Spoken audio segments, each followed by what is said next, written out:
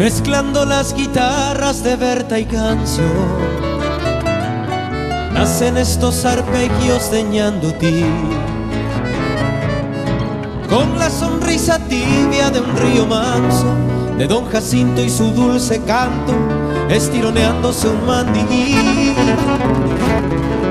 Mezclando dos idiomas surge este canto,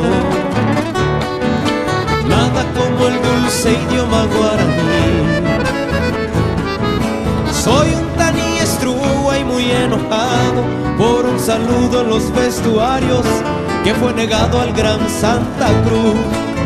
Natajupi mi mano a la visera, Patambollo ya se Maracamí, al gran Emiliano y a su 13 Tuyutí, al Maracapú de Camba y Echeverría y a la inmortal voz de Marco de Brí.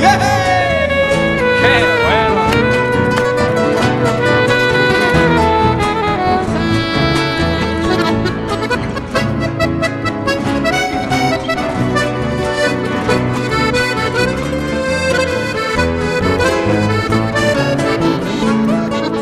Mezclando menta y para y guardo para la suerte un cabureí. Mi fresco tereré ya está preparado, no importa el lunes o si es feriado, no importa el día si está nublado.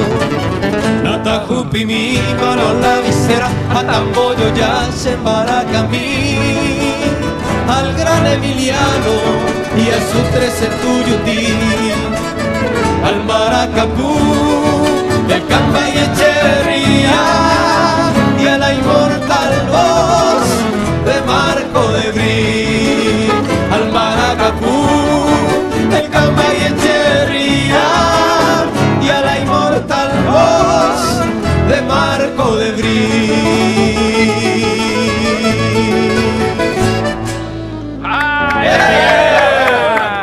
¡Qué bueno!